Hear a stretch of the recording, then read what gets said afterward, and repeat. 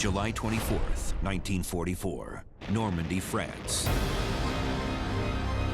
7 weeks after D-Day, the Allies are still battling for inches. The only thing that can dislodge the Germans is a full-blown campaign of shock and awe. Squadron after squadron of American bombers and fighter bombers take off from various airfields in Normandy and England.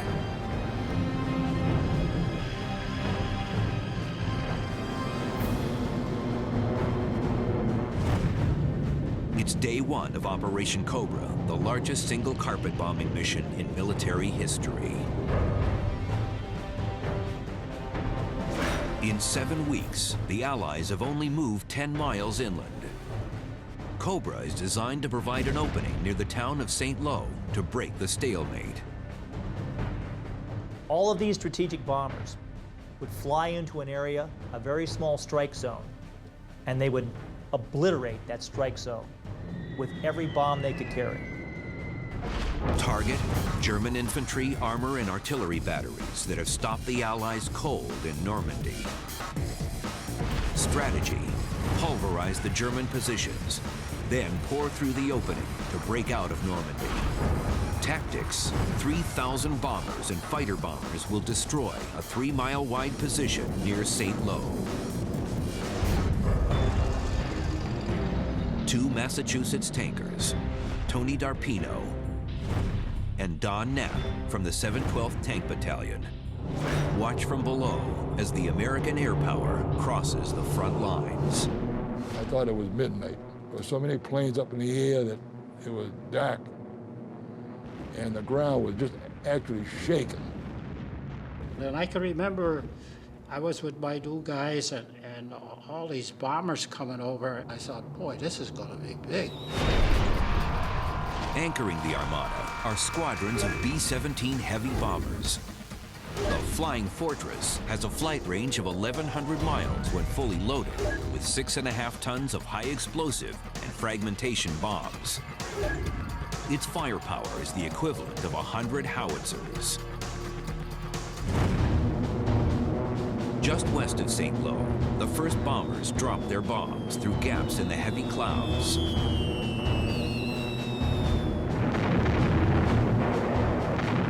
They were dropping everything but the kitchen sink. The Germans respond.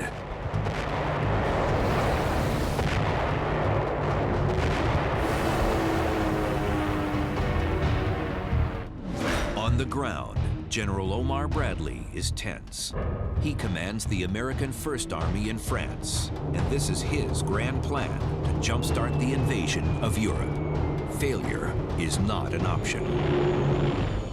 At his headquarters in Normandy, a frustrated General George Patton paces like a caged lion. He's been held out of the war for nearly a year. A disciplinary action for an incident during the Sicily campaign, and now he's itching to get back in the fight. Patton is excluded from the initial Cobra planning. Patton used to be Bradley's boss, but now the tables have turned.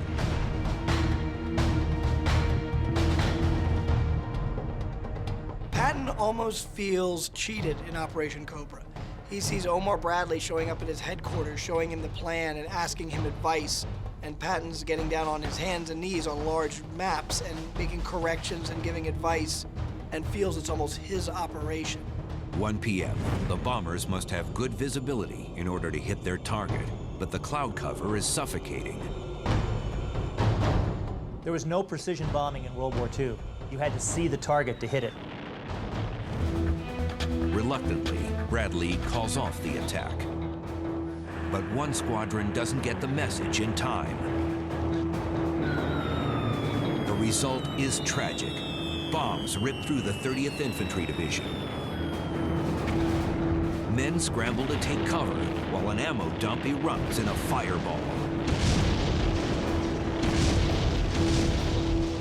It's hard to imagine what the effect of, of being on the receiving end of that kind of, a bombing effort, and knowing that it's friendly fire. The friendly fire kills 29 GIs and wounds another 145. Compounding this terrible tragedy, Bradley may now have lost the element of surprise. The breakout is in jeopardy. July 25th, 1944, Normandy. Day one of the failed Operation Cobra bombings caused 174 American casualties. But today, the weather is clear, and General Omar Bradley unleashes the air attack again.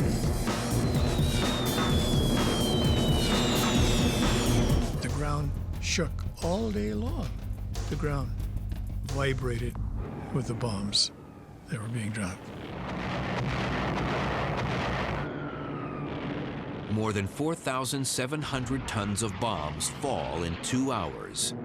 Into the firestorm, P-47 fighter bombers deliver a cruel new weapon, napalm. Napalm bombs contain different types of acids that mix with aviation gasoline to produce an incendiary jelly. On impact, the napalm ignites and spreads out, clinging to and burning everything it touches. Then, as German positions are battered, a tragic mistake repeats. These guys came in kind of lower and very intimate, and I was thinking, boy, I hope they don't have any shorts. The shorts are misplaced bombs, and they again rock some of the same 30th Infantry Division units that were hit the previous day.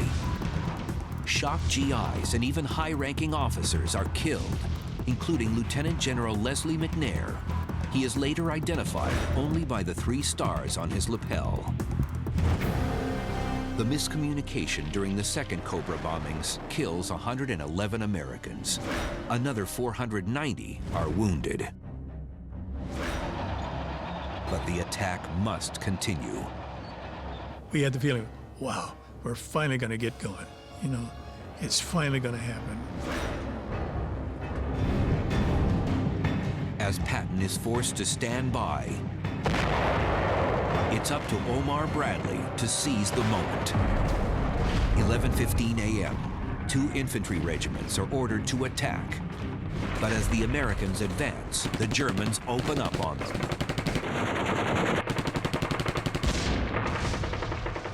At first, Operation Cobra is considered a failure. The American infantrymen begin advancing, they encounter resistance.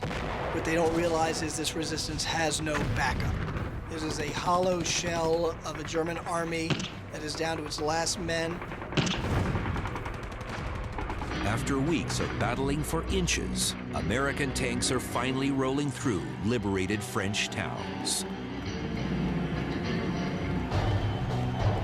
The nice part of the war, going through small towns and they're sprinkling flowers and girls climbing on your tank with bottles of wine, and I thought, this is better than the hedgerows.